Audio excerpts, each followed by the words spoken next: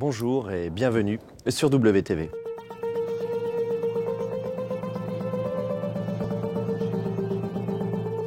Bonjour Océane. Bonjour Mathéo. À la une de l'actualité, toujours la flambée des prix du pétrole. Absolument. Les révolutions arabes et la demande croissante de pétrole en Asie font grimper le cours du baril de brut, qui vient de passer la barre historique des 350 $ l'unité. À la pompe, nos concitoyens s'adaptent, comme nous l'explique ce gérant de station-service. Reportage Julien Ozard. Comment réagissent les clients à la pompe lorsqu'ils doivent payer leur plein? Ils ont un peu de mal parce que c'est difficile maintenant avec le prix de l'essence. Il y en a un qui arrive en roue libre là. Faut pas consommer grand chose. Puis maintenant ils font plus le plein. Avant on faisait le plein, maintenant on fait 5 litres, 10 litres maximum.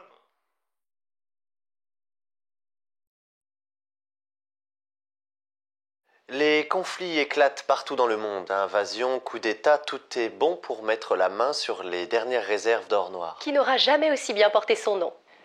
Chez nous, les stations-service sont maintenant réquisitionnées par certaines préfectures. Exemple dans la région capitale, un sujet d'Alexis Steinberg. Bonjour Océane, bonjour Mathéo, nous sommes actuellement en direct d'une station-service et comme vous pouvez le voir, assez peu de personnes sont en train de faire le plein. Vous avez le droit de vous servir en essence, monsieur ? Ouais, parce que je suis ambulancier et donc on a été réquisitionné parce que les secours sont complètement débordés à cause des émeutes et manifestations. Mais dites bien à votre caméra qu'on n'est pas des privilégiés, on n'a pas de passe-droit, on fait que notre devoir, vous savez.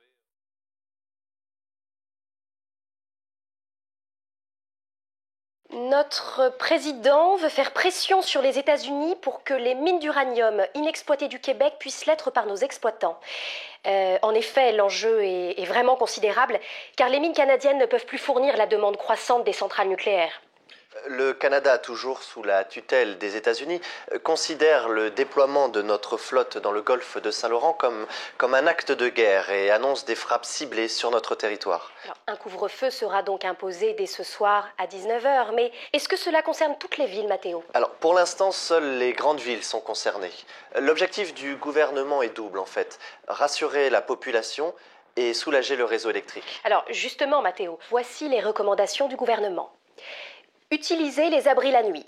En groupe, on consomme moins de lumière et à plusieurs, on se tient chaud. Et puis c'est aussi une façon de se faire des amis en dehors de Facebook.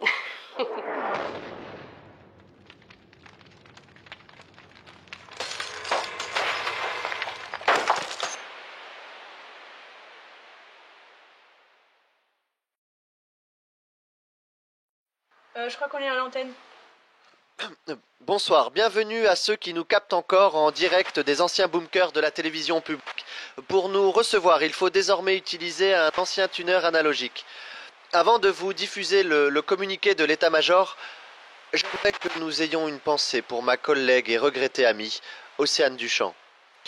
C'était Mathéo Bouchard pour la télévision officielle d'État.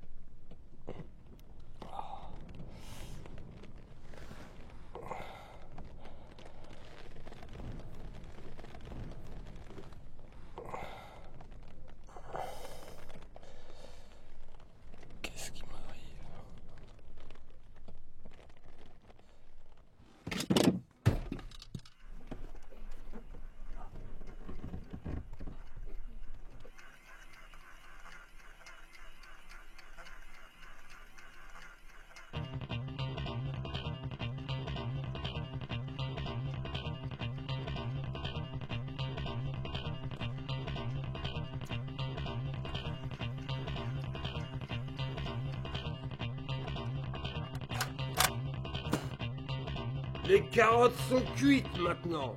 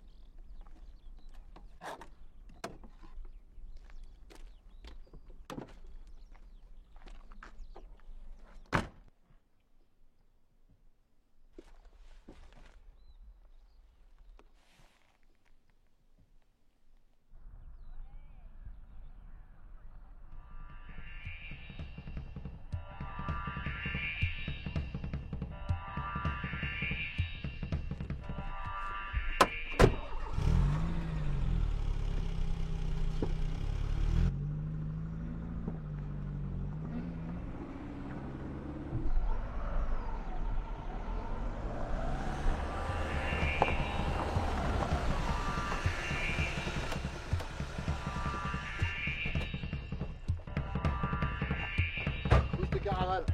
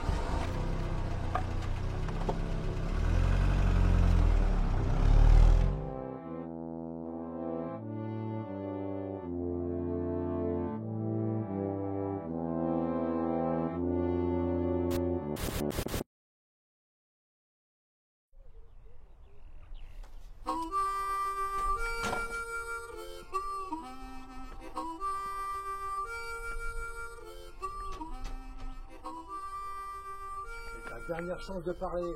Ouais, parce que sinon c'est autre chose qui va vibrer à part tes cordes vocales. La ferme. Pardon, chef. Alors, l'essence ou la vie? Choisis les deux. L'essence, ça sera pour toi. Et la vie, ce sera pour moi. Ouais, laisse-moi la tuer, cette connasse. Attends, il faut qu'elle nous dise où est l'essence avant. J'ai bien une idée. Dans ta tronche. Putain, mais t'es qui, toi?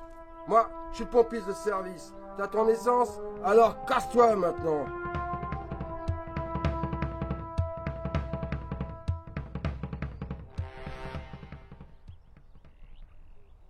Et dis à tes deux guignols là de partir aussi, parce qu'il reste un peu de carburant pour eux.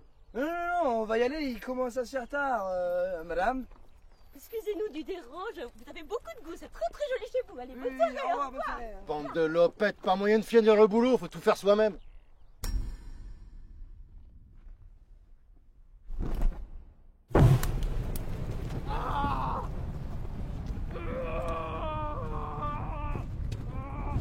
Oh,